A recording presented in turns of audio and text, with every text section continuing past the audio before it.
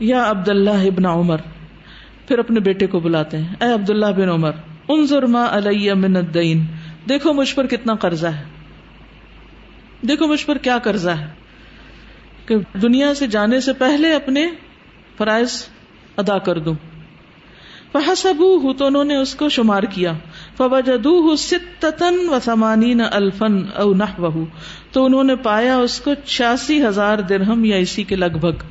امیر المومنین ہیں، ہزاروں مربع میل پر حکومت پھیلی ہوئی ہے اور خود مقروض ہیں 86,000 درہم کے. قال، کہتے ہیں، ان وفا لہ مال آل عمر فأدیہ من اموالہم، عبداللہ اگر آل عمر کا یعنی عمر کے بچوں کا یا بیٹوں کا مال کافی ہو جائے تو ان کے مال میں سے قرضہ ادا کرو. وإلا، ورنہ، فصل فی بنی عدی بن کعب، بنو عدی بن کعب جو ان کا خاندان تھا ان سے سوال کر لو کہ وہ قرضہ ادا کریں. فإن لم، پھر اگر نہ تفی اموالہم، ان کے مال کافی ہو، فصل فی قریش، تو قریش سے پوچھنا، بس ان سے مانگ لینا. ولا تعدہم الی غیرہم، ان کے علاوہ کسی اور کی طرف مت جانا، پھر اور کسی سے نہیں مانگنا.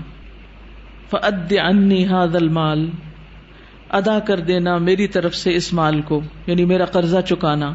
انطلق، پھر کہنے لگے، انطلق الی عائشۃ ام المؤمنین، جاؤ عائشہ رضی اللہ عنہا کے پاس، ام المومنین کے. فقل، تو کہو، یقرأ علیک عمر السلام، کہنا عمر سلام کہہ رہا ہے. ولا تقل امیر المومنین، یہ نہ کہنا امیر المومنین. فانی لست اليوم للمؤمنین امیرا، میں آج مومنوں کا امیر نہیں ہوں. کیوں؟ کہ میں ان کی ذمہ داری ادا کرنے کے قابل نہیں رہا، خود کو امارت سے خود ہی الگ کر لیا کہ اب میں یہ کام نہیں کر رہا تو میں یہ کہلوانے کا بھی مستحق نہیں، صرف میرا نام لینا. وقل یستأذن عمر بن الخطاب ان يدفن مع صاحبیہ، اور کہنا کہ عمر بن خطاب اجازت مانگ رہا ہے کہ اپنے دونوں ساتھیوں کے ساتھ دفن ہو سکے.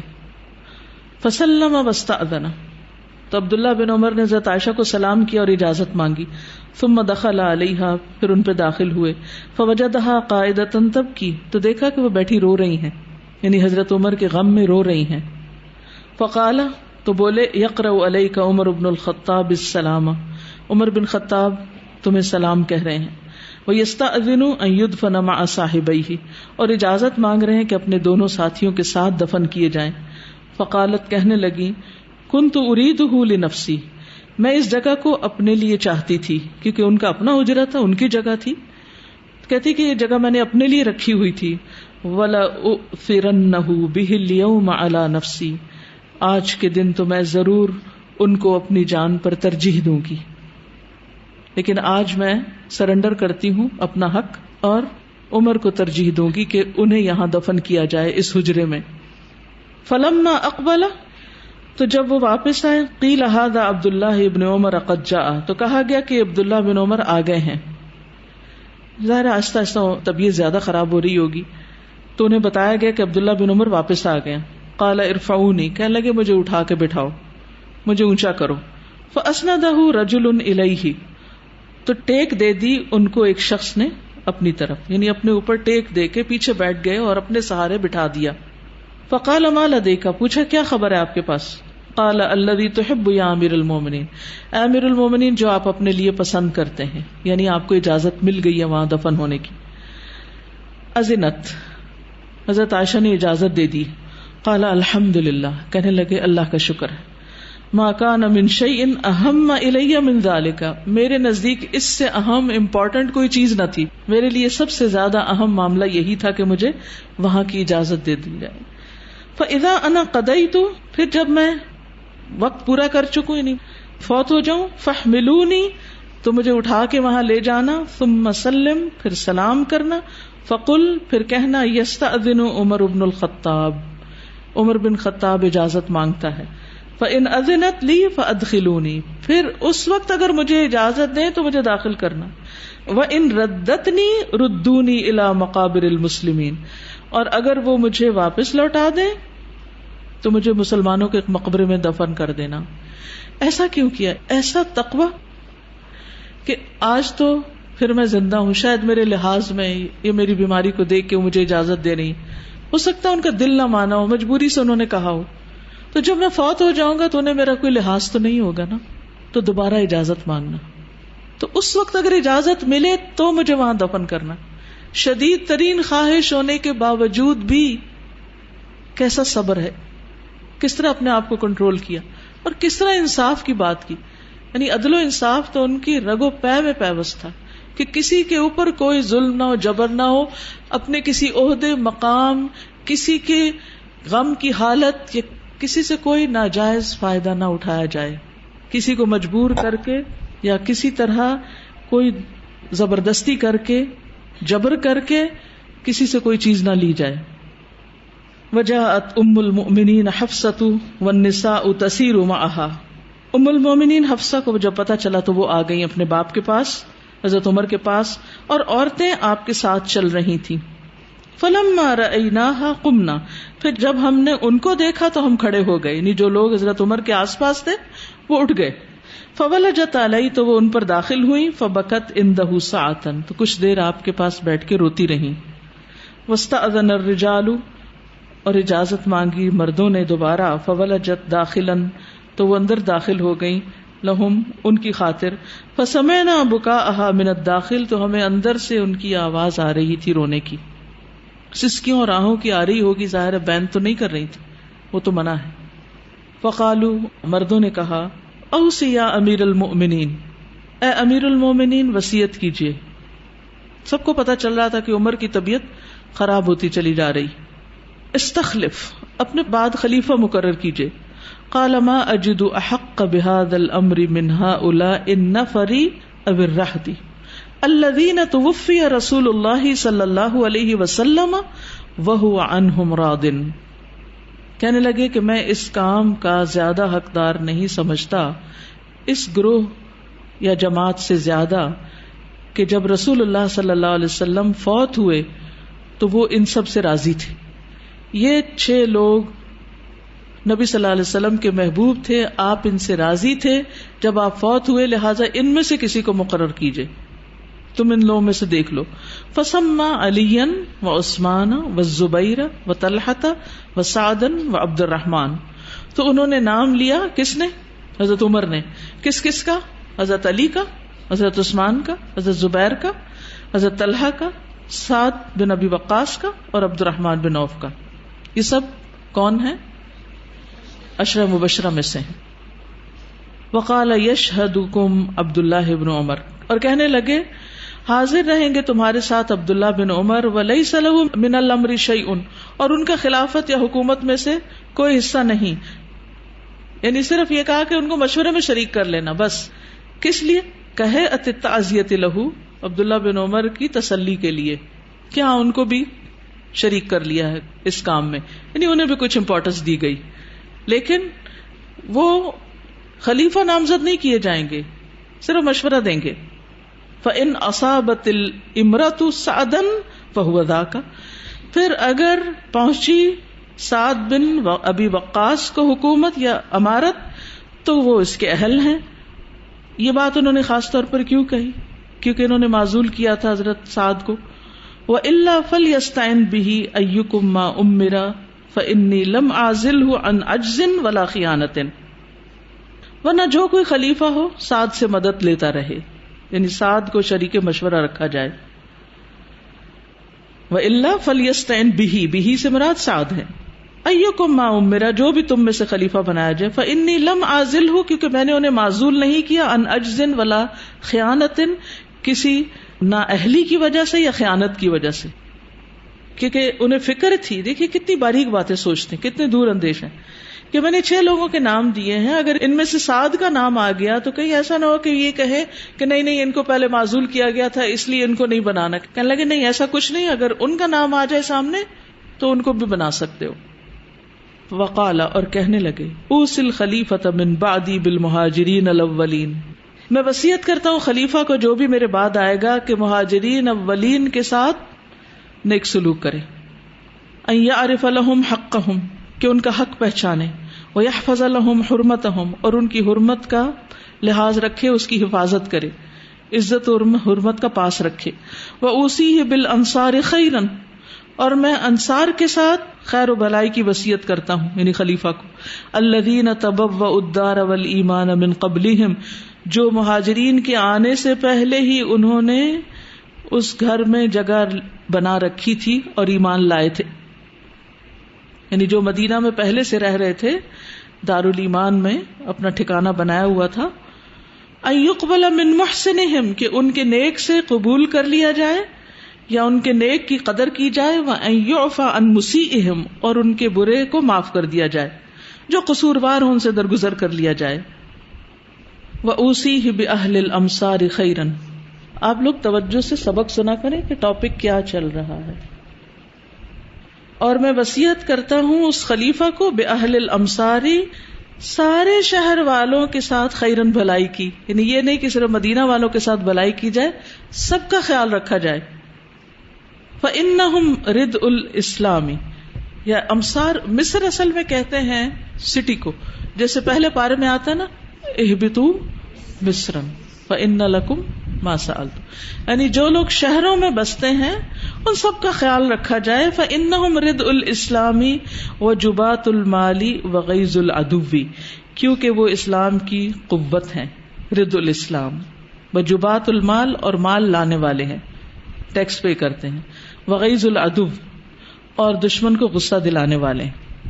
وَأَلَّا يُؤْخَذَ مِنْهُمْ إِلَّا فَضْلُهُمْ عَنْ رِضَاهُمْ، اور ان سے نہ لیا جائے یعنی ٹیکس وغیرہ مگر جو ان کا زائد ہو ان کی رضامندی کے ساتھ، جو ان کی ضرورتوں سے بچ جائے.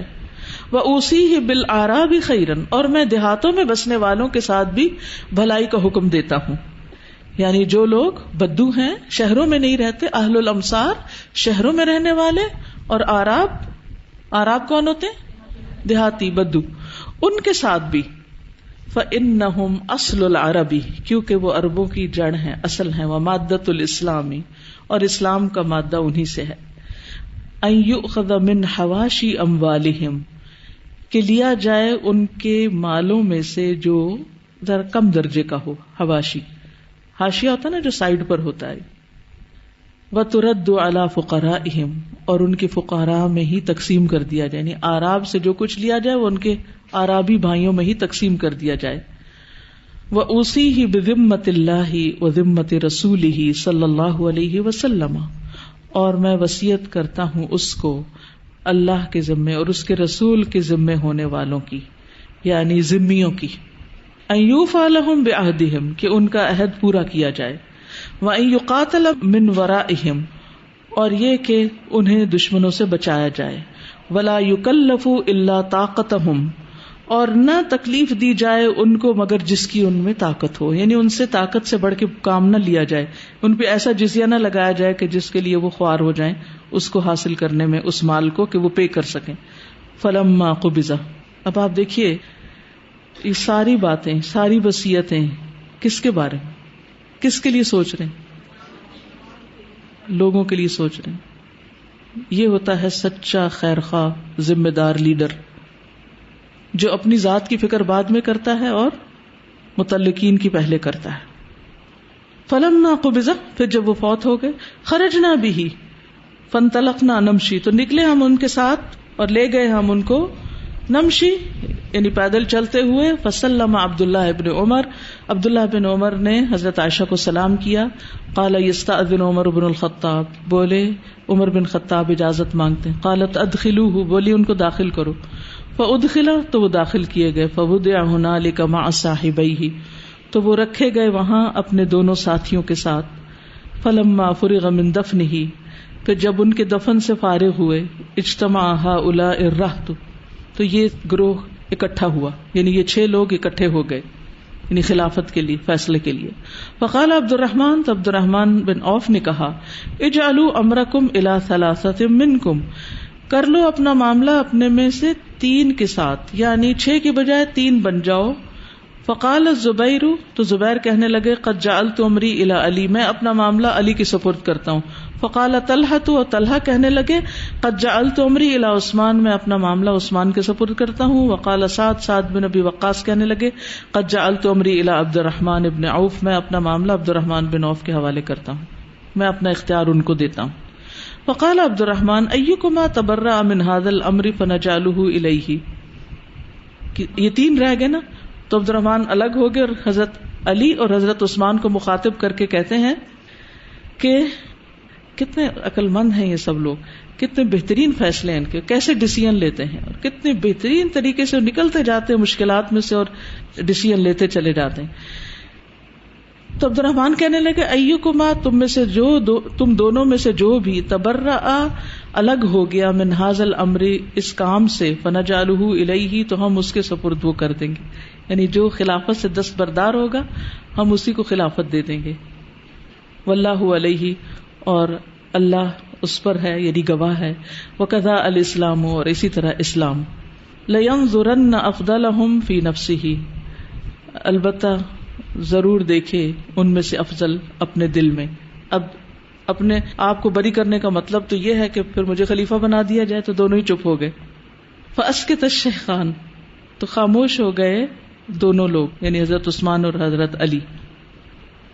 تو کہنے لگے کہ جو میرے دل میں افضل ہے اس کو میں کروں گا. فقال عبد الرحمن تو عبد الرحمن کہنے لگے افتجعلونہ الیہ کیا معاملہ تم میرے حوالے کرتے ہو کہ میں فیصلہ کر دوں.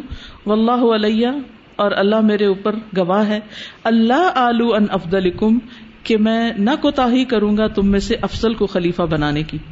قالا دونوں کہنے لگے نعم بالکل ٹھیک ہے. فاخذ بید احدہما تو انہوں نے ان دونوں میں سے ایک کا ہاتھ پکڑ لیا. فقال لک قرابۃ من رسول اللہ صلی اللہ علیہ وسلم کہنے لگے کہ تمہاری تو رسول اللہ صلی اللہ علیہ وسلم سے قرابت داری ہے, رشتہ داری ہے. والقدم فی الاسلام اور اسلام میں قدامت یعنی حضرت علی جو تھے وہ اول مسلمانوں میں سے تھے.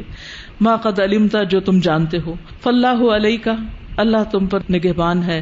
لئن امرتک اگر میں تمہیں خلیفہ بناؤں لتعدلن تو تم ضرور عدل و انصاف سے کام لوگے.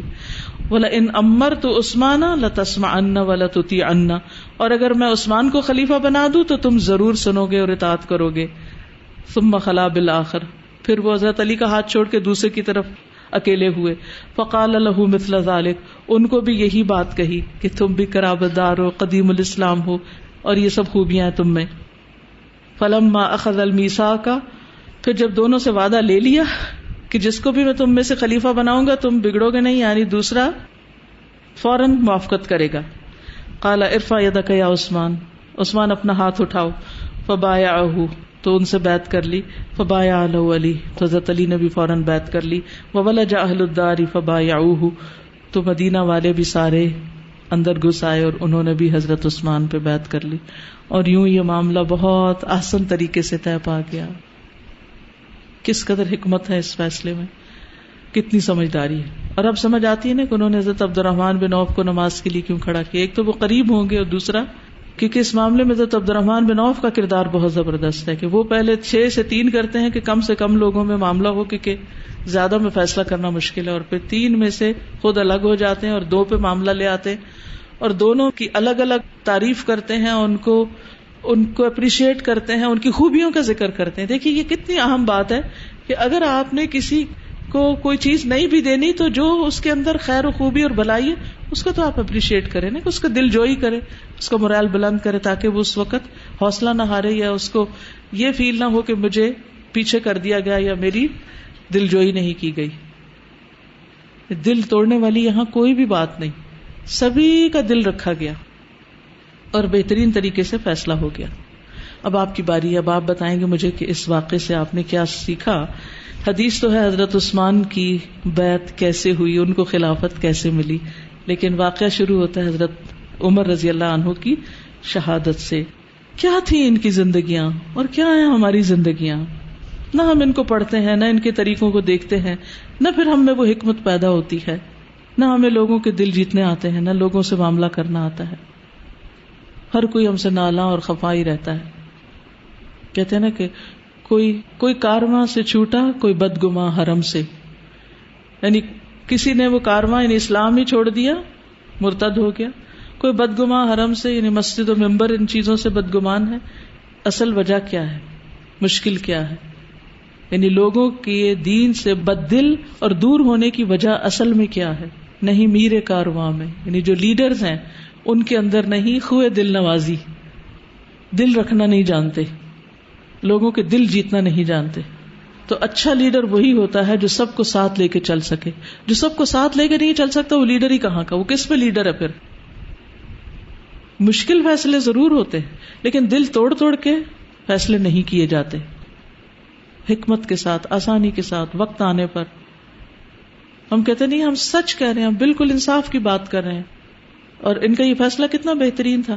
حضرت عثمان جلد چلے گئے دنیا سے، حضرت علی بعد میں آئے اور ان کو بھی چنا گیا اور پھر ایک طویل عرصے تک انہوں نے بھی خلافت کی. اب آپ بتائیں کہ آپ نے کیا سیکھا. جس کسی نے کچھ کہنا ہے سامنے آ جائے، بولیے.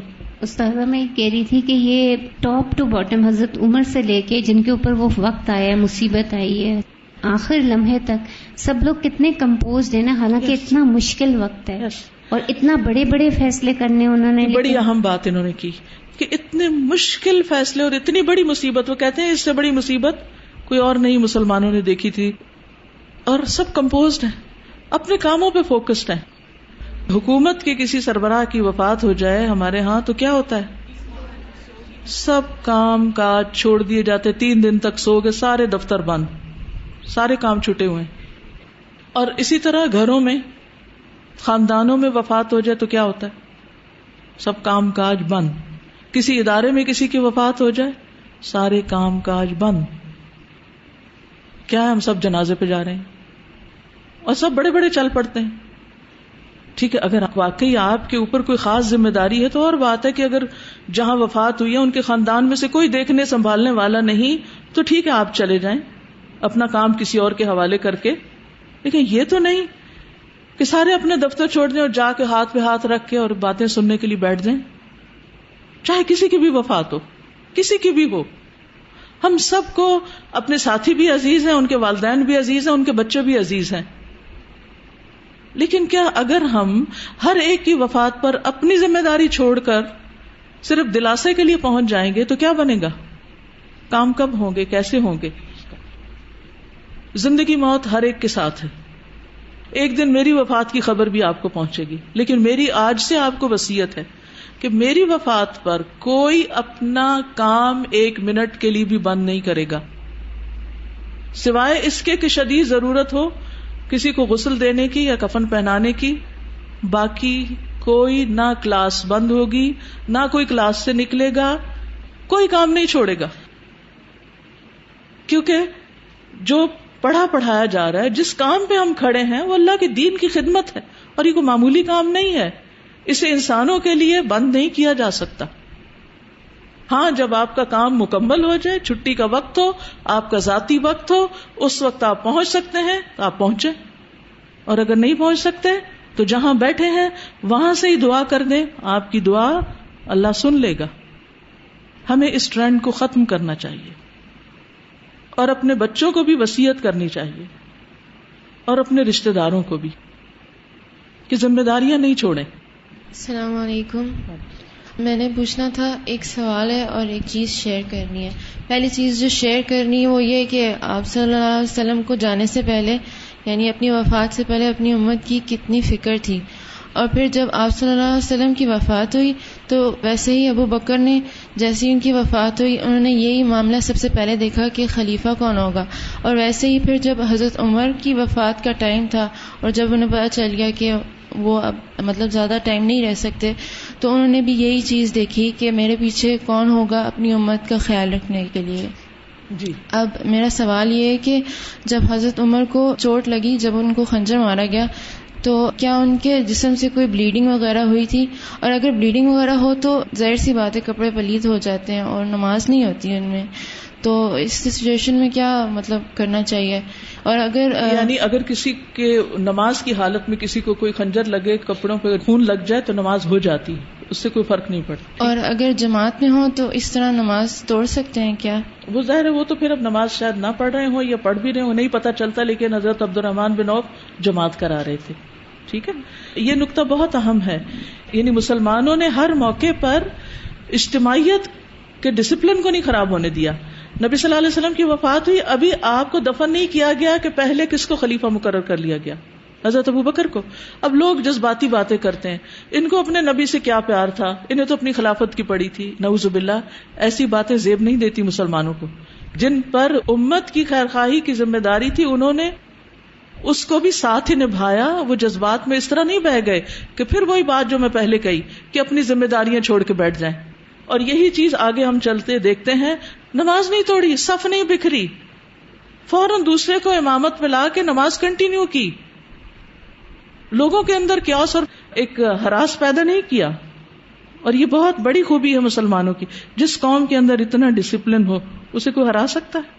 آج مسلمانوں کی کمزوری کی اصل وجہ یہ ہے کہ ہم ایک بھیڑ ہو گئے ہیں. ہمارے اندر ڈسپلن نہیں رہا, ذمہ داریوں کا احساس نہیں رہا, ہم پرائرٹائز نہیں کر سکتے کہ کیا زیادہ اہم ہے.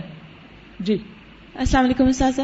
استاذہ میں یہ سوچ رہی ہوں کہ اس سے ایک تو نماز کی اتنی اہمیت پتہ چلتی ہے, اور دوسرا یہ کہ انہوں نے یہ دیکھا کہ وہ نماز میں اللہ تعالیٰ سے بات کر رہے ہیں, تو انہوں نے اس کے بیچ میں اللہ تعالیٰ سے بات کر کے کسی انسان کو پریفرنس نہیں دی. اور دوسرا میں یہ سوچ رہی ہوں کہ اتنی لمبی وہ ساری گفتگو چل رہی ہے, اور نہ عمر رضی اللہ تعالیٰ عنہ سے نہ ان سے دودھ پیا جا رہا ہے, ان کا پیٹ کٹا ہوا ہے. مجھے تو یہی نہیں سمجھ آ رہی کہ اتنی دیر میں وہ اتنا کیسے بولتے گئے, اتنی وصیت وغیرہ کیسے کی, اور اتنی ضروری اور اہم باتیں یاد کیسے رہی. مجھے تو یہ حیرت ہوتی ہے, تیسرے دن انتقال ہوا تھا ان کا, اور اس عرصے میں وہ کس طرح اہم ترین کام کرتے رہے. یاسمین مزید بتائیں. جی استاذہ, مجھے ہمیشہ حضرت عمر رضی اللہ تعالیٰ عنہ کا کردار بہت ہی زیادہ اپیل کرتا ہے, اور میں نے یہ دیکھا ہے کہ ان کو جس اینگل سے دیکھیں کتنا ایک خوبصورت پہلو آتا ہے سامنے کہ انسان حیران رہ جاتا ہے نا. کمبینیشن آف بیوٹیفل کوالٹیز, اور بظاہر لگتا ہے کہ سخت ہیں, لیکن deep down he was very sensitive at heart, اور بہت چھوٹی چھوٹی چیزوں کا خیال رکھنے والے تھے. تو ساری زندگی امہات المومنین کو 10,000 روپے جاتا تھا بیت المال سے وظیفہ. عائشہ رضی اللہ تعالیٰ عنہ کو 12,000 دیتے تھے, اس لیے کہ وہ آپ صلی اللہ علیہ وسلم کو زیادہ پیاری تھی, اور اپنی بیٹی بھی ام المومنین تھی تو وہ کم لیتی تھی. اب اس وقت جب یہ بالکل موت سامنے ہے اور اتنی شدید تکلیف ہے, اور مجھے ہمیشہ حیرت ہوتی ہے کہ اس تکلیف کے عالم میں بھی وہ بیٹے کو کیا کہتے ہیں کہ یہ نہ کہنا کہ امیر المومنین سلام جائے, کہ میں اس وقت امیر المومنین نہیں.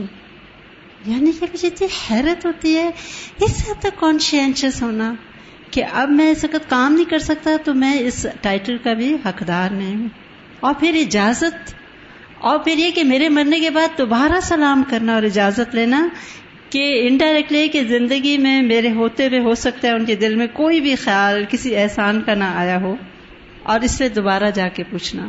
مجھے ان کے کردار کی جو عظمت ہے نا اتنی حیران کرتی ہے کہ یار کیا تھا ان کے اندر. How could they have done at the time of death? کیونکہ موت کے وقت انسان کو صرف اپنی پڑ جاتی ہے نا, پھر یا اپنے بچوں کی, یا اپنے گھر کی, یا اپنی ذات کی, لیکن وہ دوسروں کے لیے اس وقت بھی سوچ رہے ہیں. ہم اپنے آپ کو رکھ کے دیکھیں, ہم اپنے ساتھیوں کے لیے کتنے خیر خواہ ہیں. جی استاذہ, میں نے یہ بات نوٹ کی کہ ہم عام حالات میں بھی ضبط نہیں کرتے, ہم اسے جو آئے بول دیتے ہیں, جسے بھی آئے کچھ بھی سنا دیتے ہیں, اور وہ اس حالت میں, اور وہ ایک بندے سے جا کے جس کا نام نہیں مینشن, وہ اسے بس کہہ رہے ہیں ابن اخی, میرے بھانجے بتیجے. تو ایسا ہم کب کرتے ہیں؟ کسی کو ہم نصیحت بھی کریں تو ساتھ ساتھ 2-4 سنا بھی دیتے ہیں, تو اس سے وہ بات کنوے نہیں ہو پاتی, وہ بندہ وہی سے پلٹ جاتا ہے. اور وہ اس حالت میں بھی ان چھوٹی چھوٹی باتوں کا خیال رکھ رہے ہیں کیونکہ یہ ان کی آخری عمل ہے. ہوتا یہ ہے کہ جس طرح انسان زندگی گزارتا ہے نا, تو آخری وقت, آخری دن اور آخری جو عمر کا حصہ ہوتا ہے, یہ بڑھاپے میں جو آتے ہوتی ہیں وہ اس کے مطابق ہی ہو جاتی ہیں. پھر استاذہ, عید سے پہلے سیٹرڈے جو تھا نا, جس دن ہمیں چھٹیاں تھیں, اس دن میرے بابا کی ڈیتھ ہو گئی تھی. تو انہوں نے بہت دیر پہلے ہمیں نا لکھوا دیا تھا کہ میرا یہ قرض ہے اور یہ ادا کر دینا میرے بعد. میں یہاں پر تھی جب ابو کی ڈیتھ ہو گئی, تو مجھے اب یہ حضرت عمر فاروق کی یہ چیزیں دیکھ کے یاد آ رہا تھا کہ میرے بابا بھی اسی طرح کے تھے, اور وہ بھی بہت زیادہ اپنے جو قرض تھے اور اپنی پابندیوں کے بہت زیادہ ان چیزوں کا خیال رکھتے تھے, اور کہتے تھے کہ میرے بعد میں یہ نیک عمل کرنا تاکہ وہاں پہ مجھے اجر ملے. اور مجھے یہاں آنے کی بھی اجازت میرے ابو نے دی تھی. انشاءاللہ آپ ان کے لیے صدقہ جاریہ میں. جو چیز مجھے کلک کی تھی, میں نے سوچا میں اپنے ساتھیوں سے بھی شیئر کروں, اور میرے لیے بھی ایک یاد دہانی ہے کہ اس میں ایک کیریکٹر ہے ابو لولو مجوسی کا. کہ اس نے کس طرح ریئیکٹ کیا کہ جس کی وجہ سے مصیبت سٹارٹ ہوئی. تو ہم لوگ بھی عام زندگی میں فوراً ریئیکٹ کرتے ہیں جس کی وجہ سے جو ہے وہ مصیبت کا آغاز ہو جاتا ہے. جس طرح وہ خنجر چلاتا ہوا اور دائیں بائیں نہیں دیکھا اور مسلسل خنجر چلاتا رہا اور 6 لوگوں کو شہید کر دیا حضرت عمر کے علاوہ. تو اس طرح ہمیں یہ دیکھنا چاہیے کہ ہماری مرضی کے برعکس اگر کوئی بات ہو تو اس کو برداشت کریں اور صبر و تحمل کا مظاہرہ کریں. جی السلام علیکم استاد. میں ایک واقعہ شیئر کرنا چاہتی ہوں کہ کافی سال پہلے کی بات ہے. میرا بیٹا رسال پور میں پڑھتا تھا تو جمعے کی نماز کا وقت تھا. جمعے کی نماز کے لیے پہلی صف میں موجود تھا اور ساتھ ہی ایک اور بزرگ تھے اور امام صاحب کے ساتھ ہی تقریباً. تو باہر سے بچوں نے کھیلتے کھیلتے کوئی پتھر مارا اور اس کا ایک پورا پینل شیشے کا کھڑکی کا ٹوٹ کے سجدے میں جیسے ہی گئے ہیں تو ایک تو بڑا حصہ جو تھا میرے بیٹے کی پشت پہ جا کے لیٹ گیا اور ایک اس کا کونے والا حصہ اس بابا جو ساتھ تھے نا اس کی گردن میں آ کے وہ ضبط ہو گیا اندر. اور نماز بھی کسی نے توڑی اور نماز پڑھنے کے بعد سب نے وہ بابا جی کو اٹھایا تو محسوس وہ کہہ رہا کہ ہو گیا تھا ہمیں کہ یہ نہیں زندہ رہے. یعنی اس وقت سب نے اپنی نماز جو تھی وہ ماشاءاللہ. جی سازا ایک بات آپ کی پرائیویٹ لائف سے شیئر کرنا چاہ رہی تھی. جب آپ کے والد کا انتقال ہوا تھا تو آج آپ نے ہم سب کو نصیحت کی کہ کام نہیں چھوڑنا. تو میں چاہ رہی تھی کہ آپ کا بھی ایک ریئیکشن ضرور شیئر کروں کلاس کے ساتھ. جس دن استاذہ کے والد کے انتقال کی خبر آئی تو مجھے لیٹ آفٹر نون ایوننگ میں ایک اسٹاف ممبر نے کال کیا الہدا سے اور استاذہ کو مری میں خبر ملی تھی. اسی وقت وہ مری سے آئیں اور آفس میں آپ بیٹھی تھیں اور بہت زیادہ رو رہی تھیں اور صرف ایک اور ہماری کولیگ تھیں وہ آپ کے پاس بیٹھی تھی. تو مجھے اس روز اتنی حیرت ہوئی کیونکہ ہم سب کو پتا ہے کہ استاذہ کو اپنے والد صاحب سے کتنی محبت ہے, لیکن استاذہ کانسٹنٹ مجھے یہ کہتی رہیں کہ ان کو جانا تھا سرگودا اور اس وقت بہت ریکارڈنگز اور اتنی چیزیں بھی نہیں ہوا کرتی تھیں. یہ ایک دراز کو لے اس میں فلاں ایک ریکارڈنگ ہے, فلاں لیکچر ہے, یہ پلے کرنا ہے, اس وقت یہ ٹائم ٹیبل ہوگا اور پورے دن کی انسٹرکشنز مجھے دی. حالانکہ میرا دل کٹ رہا تھا اور استاذہ کی اپنی جو حالت تھی وہ بیان سے باہر ہے, لیکن میں حیران تھی کہ کانسٹنٹ استاذہ کو یہ فکر تھی کہ کلاس نارمل چلے, ہر چیز نارمل ہو. بلکہ مجھے یہ بھی ہلکا سا خیال آتا ہے کہ استاذہ کہتا کہ سب لوگ چھوڑ کے نہ آئیں, وہاں کلاس کو نہیں چھوڑنا. تو پھر ہم لوگ نہیں جا سکے تھے. اور تیسرے دن واپس میں کلاس میں تھی. 2 دن میں وہاں رہی تھی, لیکن میں نے سوچا کہ وہاں بیٹھنے سے زیادہ میرے والد کو فائدہ اس سے ہوگا کہ میں کلاس میں بیٹھ کے پڑھاؤں اور ان کے لیے صدقہ جاریہ ہو. استاذہ اس میں جو حضرت عمر کو شہید کیا گیا اور ان کو خبر ملی کہ مسلمان نہیں تھا وہ شخص جس نے شہید کیا, تو اس وقت بھی الحمدللہ کہی, اور جب حضرت عائشہ نے اجازت دی تب بھی الحمدللہ کہی. تو اس سے پتہ چلتا ہے کہ ہر حال میں اللہ تعالیٰ شکر گزار ہوتا ہے مومن. سبحانک اللہم و بحمدک اشہد ان لا الہ الا انت استغفرک و اتوب الیک. السلام علیکم و رحمۃ اللہ وبرکاتہ.